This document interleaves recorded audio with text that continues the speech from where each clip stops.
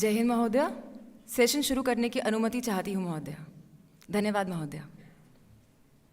माननीय राष्ट्रपति महोदय श्रीमती द्रौपदी मुर्मू जी, गृह सचिव श्री अजय कुमार भल्ला जी, निदेशक सरदार वल्लभ भाई पटेल राष्ट्रीय पुलिस अकादमी श्री अमित गर्ग जी, 75 RR के मेरे सहकर्मी एवं सभा में उपस्थित सभी सम्मानित गणमान्य व्यक्ति, आप सबको मेरा सादर नमस्कार। मैं अनु बेनीवाल, IPS परिवीक्षाधीन अधिकारी, मध्य प्रदेश कैडर, आपके समक्ष उपस्थित होने का सौभाग्य प्रकट करती हूँ। महोदया, मैं श्री अमित गर्ग जी, निदेशक सरदार वल्लभ भाई पटेल राष्ट्रीय पुलिस अकादमी से नम्र निवेदन करना चाहूँगी कि वो अपने स्वागत भाषण के द्वारा इस सभा को संबोधित करने के लिए आगे आएं। धन्यवाद महोदय। जय हिंद महोदय।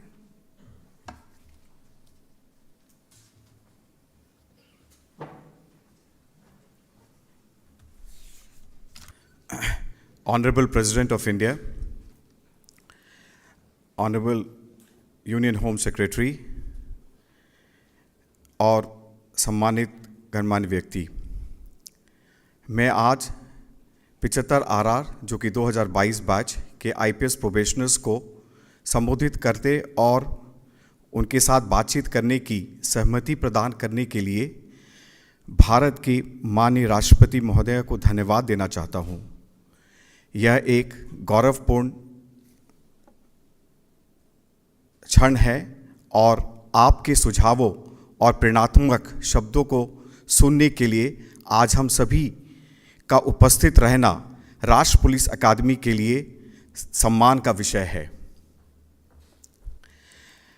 भारत के माननीय राष्ट्रपति 27/12/2022 को सरदार वल्लभ भाई पटेल राष्ट्र पुलिस अकादमी हैदराबाद का दौरा किया था और आपने उस दौरे में 74 RR जो कि पिछला बैच 2021 को आपने IPS प्रोबेशनर्स के साथ बातचीत की थी। आज आपके समक्ष 32 महिला अधिकारियों सहित 75 RR 2022 के 155 प्रशिक्षु अधिकारी उपस्थित हैं, जिन्होंने राष्ट्र पुलिस अकादमी में 29 सप्ताह का बेसिक ट्रेनिंग पूरा किया और 27 अक्टूबर 2023 को अकादमी में उनका दीक्षांत परेड समाप्त हुआ। 155 अधिकारी प्रशिक्षुओं में से 79% पुरुष हैं और 21% महिलाएं हैं। बैच की औसत आयु 28 वर्ष है। 59% को उनका पिछले कार्य का अनुभव है, 60% इंजीनियरिंग बैकग्राउंड के हैं और सबसे ज़्यादा महाराष्ट्र, यूपी, राजस्थान से हैं, जो कुल बैच के 41% हैं। NPA के फेज़ 1 ट्रेनिंग के प्रशिक्षण के दौरान IPC, CRPC, evidence act, internal security and public order, forensics, investigation, ICT, attitude, ethics, human rights, criminology का इनपुट दिया गया। आउटडोर में physical training, drill weapon firing, yoga, unarmed combat, field craft and tactics, map reading, motor driving, equitation, swimming इत्यादि।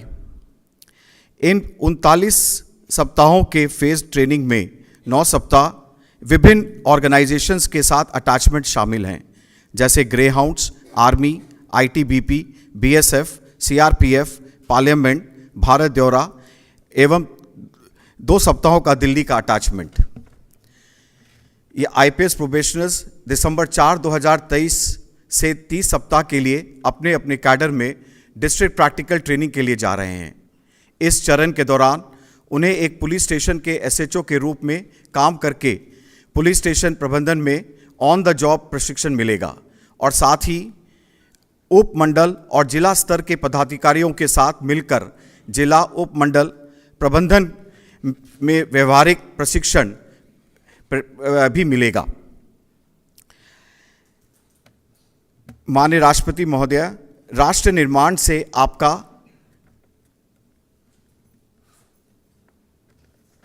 आपका उत्साह सर्वविदित है।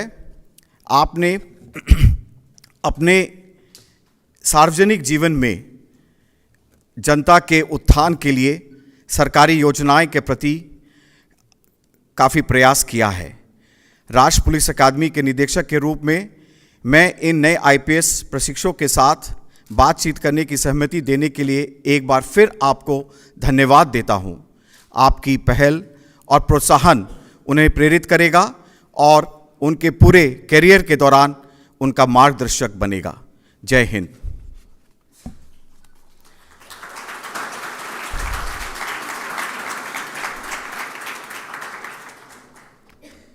अब मैं अनुष्का कालिया को अपने एक्सपीरियंस के लिए निमंत्रण करता हूँ। माननीय राष्ट्रपति महोदया, मैं अनुष्का कालिया भारतीय पुलिस सेवा के 75वें बैच से हूँ। मुझे आगमुट काडर प्राप्त हुआ है। आज मैं आपके समक्ष अपनी ट्रेनिंग के कुछ अनुभव साझा करना चाहूँगी। सर्वप्रथम मेरा अनुभव आपसी सहयोग पर आधारित है। हमारी ट्रेनिंग प्लाटून स्तर पर होती है। हर प्लाटून में करीब 20 से 22 लोग रहते हैं। शुरू में इन्हीं चंद लोगों के साथ पूरा दिन व्यतीत करना कठिन लगता था, पर जैसे ही ट्रेनिंग आगे बढ़ी, हमें ट्रेनिंग में काफ़ी मुश्किलें आईं, तभी इन्हीं सहकर्मियों का सहयोग मदद आया। बल्कि यही सहयोग काफ़ी बार गहरी मित्रता में भी परिवर्तित हुआ। मैं एक उदाहरण देना चाहूँगी इसी बात का। हमारी अकादमी हमको ग्रेहाउंड्स अटैचमेंट के लिए भेजती है, जिसके अंतर्गत हमको 5 दिन जंगल में गुजारने होते हैं। इसी ऑपरेशन में हमको एक एम्बुश ऑपरेशन करना होता है, जिसमें पूरी रात हमको दुश्मन के इंतज़ार में आड़ लेनी होती है। परंतु जिस दिन हमारा एम्बुश ऑपरेशन था, उसी दिन रात को 2 बजे बहुत तेज़ बारिश हुई, और क्योंकि ऑपरेशन 5 बजे तक चलना था, हम सब एक साथ बहुत तेज़ वर्षा में भीगते रहे। इस अनुभव ने हम सब में एक अपनेपन की भावना को बढ़ावा दिया।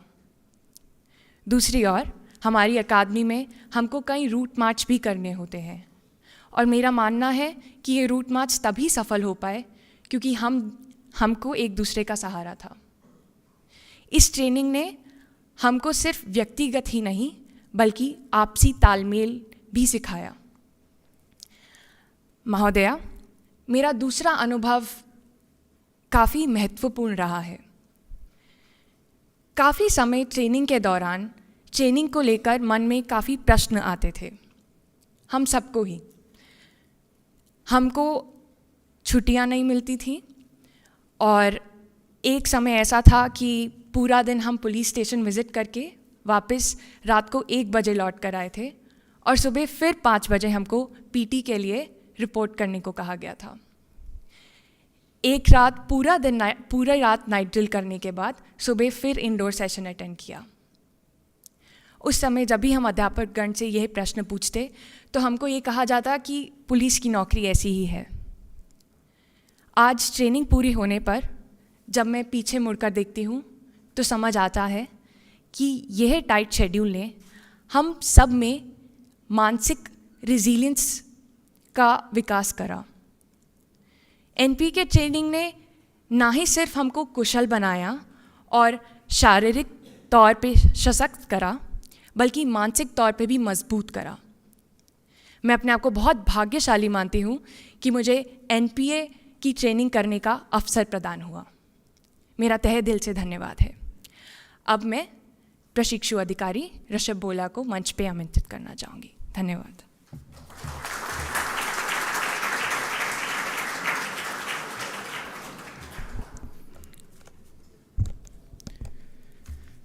राष्ट्रीय पुलिस अकादमी में कदम रखना एक ऐसी दुनिया में प्रवेश करने जैसा था जहां सीखा गया हर कौशल और मूल्य मेरे परिवर्तन के कैनवस पर ब्रशस्ट्रोक बन गया। मुझे ज़रा भी अंदाज़ा नहीं था कि यह यात्रा मुझे महत्वपूर्ण अवसर भारत की माननीय राष्ट्रपति के सामने खड़े होने तक ले जाएगी। भारत के आदरणीय राष्ट्रपति महोदय, देवियों और सज्जनों, वरिष्ठ अधिकारीजन, सम्मानित अतिथियों और मेरे 75 RR के दोस्तों, मैं ऋषभ भोला, 75 RR IPS पंजाब काडर, ऐसी प्रतिष्ठित सभा को संबोधित करने के मौके के लिए हृदय से आभार व्यक्त करता हूँ। जैसे ही मैंने अपना अनुभव साझा करने की तैयारी करता हूँ, मैं उन अविश्वसनीय पाठों पर विचार करता हूँ जिन्होंने मुझे सिर्फ एक लॉ एनफोर्समेंट अधिकारी से कहीं अधिक बनाया। Fear of Heights, swimming, public speaking हम में से कई लोगों के लिए एक व्यक्तिगत जीत थी।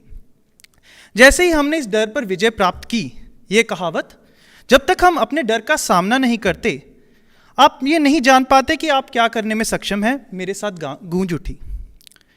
यह विकास और साहस का प्रतीक बन गया और मैंने इस नई बहादुरी को अपने प्रशिक्षण के हर पहलू में शामिल किया। घुड़सवारी और एंड्योरेंस ट्रेनिंग ने मुझे दृढ़ता की शक्ति सिखाई। मैं इस विचार पर कायम रहा कि यह सब तेज होने के बारे में नहीं है, यह हार मानने से इनकार करने के बारे में है। सैडल और ट्रैक मेरे लिए कक्षाएं बन गई, जहां मैंने शारीरिक और मानसिक रूप से चुनौतियों का सामना करने का महत्व सीखा। उन्नत हथियारों, यहाँ तक कि रॉकेट लॉन्चरों को भी संभालना एक गहरी जिम्मेदारी के साथ आता है। मुझे खुद को लगातार याद दिलाया मैंने कि महान शक्ति के साथ महान जिम्मेदारी भी आती है। यह केवल मारक क्षमता के बारे में नहीं था, यह इसे व्यापक भलाई के लिए विवेकतापूर्ण तरीके से उपयोग करने के बारे में भी था। इसलिए जब मैं आपके समक्ष खड़ा हूँ तो मेरे पास सिर्फ एक बैज नहीं है, बल्कि परिवर्तन की एक पूरी कहानी है। और प्रत्येक चुनौती, प्रत्येक पाठ ने इस बड़ी तस्वीर में योगदान दिया है। राष्ट्रीय पुलिस अकेडमी में यह यात्रा एक प्रशिक्षण स्थल से कहीं अधिक थी। यह एक ऐसा गढ़ था जहां कच्ची क्षमता एक प्रहरी में बदल गई। जैसा कि मैं अपना अनुभव साझा करता हूं, मुझे आशा है कि मैं न केवल प्रशिक्षण की कठोरता बल्कि उन मूल्य को भी बता पाऊंगा जिन्होंने मुझे आज आपके सामने खड़े व्यक्ति के रूप में आकार दिया है। यह यात्रा सिर्फ मेरी नहीं है, यह विकास की शक्ति, रिजिलियंस और अंत में मैं कहना चाहूँगा सेवा और सुरक्षा के प्रति अटूट कमिटमेंट का प्रमाण है। जय हिंद।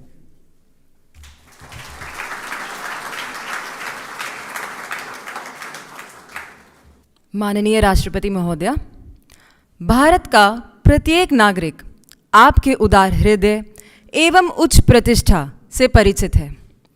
यह हमारा सौभाग्य है कि हमें भारत की सर्वोच्च शख्सियत के समक्ष उपस्थित होने का अवसर प्राप्त हुआ। इन महत्वपूर्ण क्षणों को प्रेरणादायक बनाने के लिए मैं आपसे नम्र निवेदन करना चाहूँगी कि आप अपने विवेक, ज्ञान एवं अनुभव को साझा कर हमें मार्गदर्शन प्रदान करें। धन्यवाद महोदय। जय हिंद।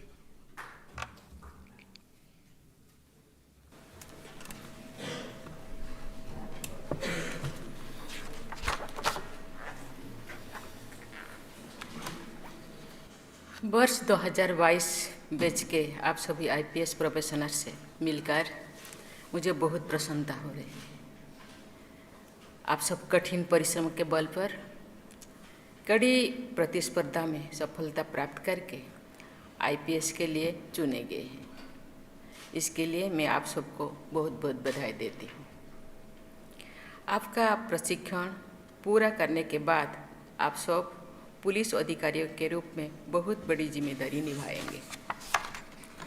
पुलिस प्रशासन तथा लॉ एंड ऑर्डर का प्रमुख दायित्व राज्य सरकार पर होता है, लेकिन आप सब IPS ऑफिसर्स राज्य सरकार द्वारा नियुक्ति कर गए पुलिस अधिकारियों और कर्मचारियों को नेतृत्व प्रदान करेंगे।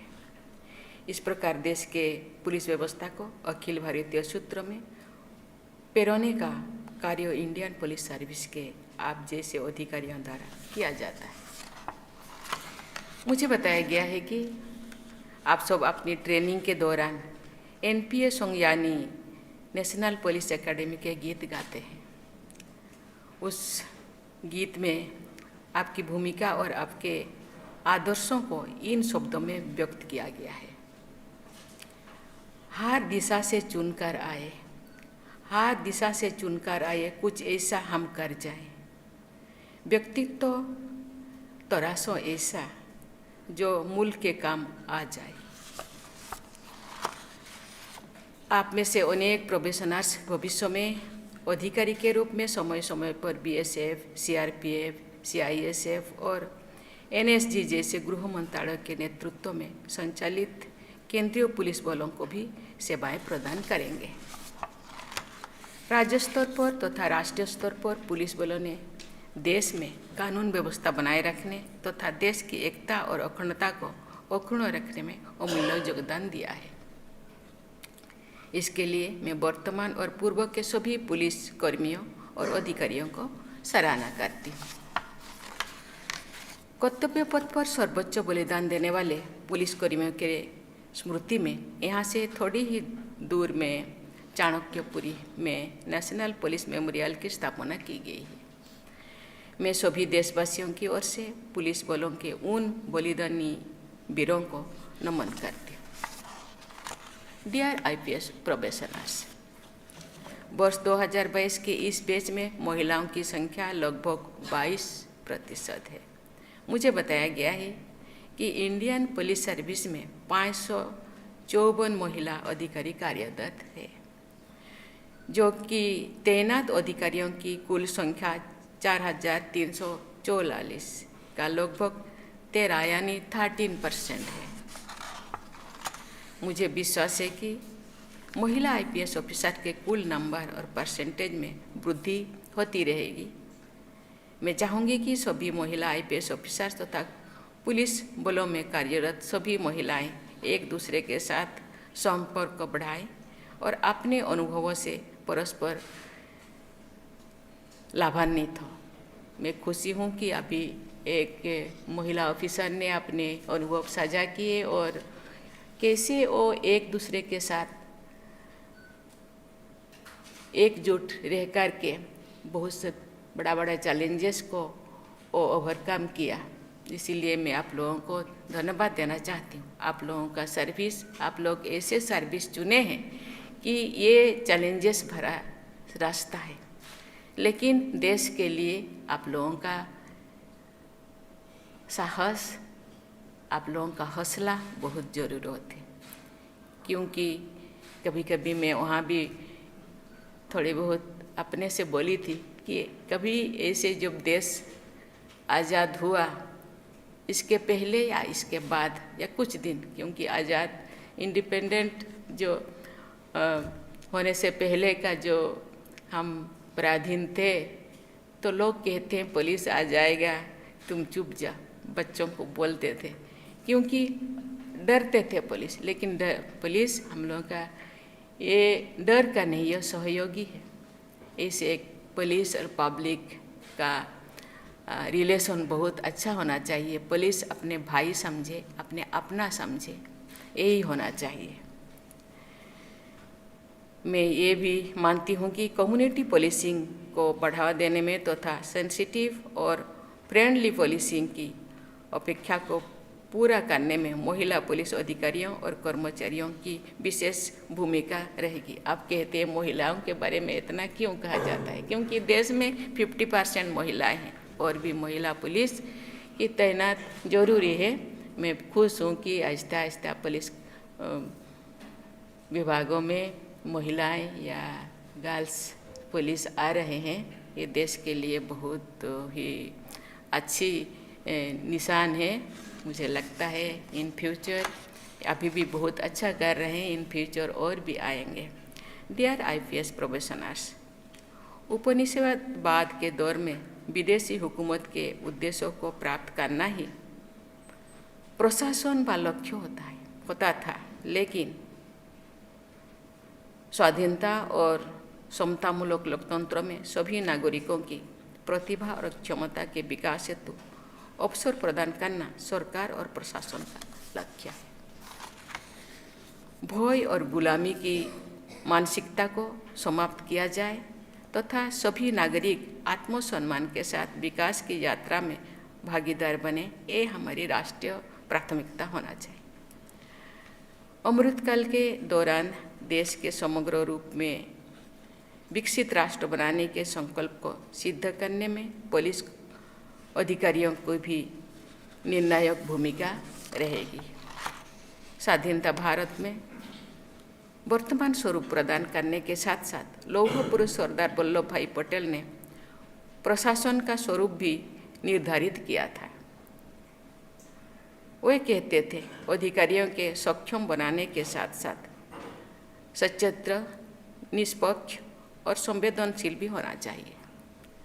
वर्ष 1947 में युवा अधिकारियों को संबोधित करते हुए उन्होंने कहा था, Above all, I would advise you to maintain the utmost impartiality and incorruptibility.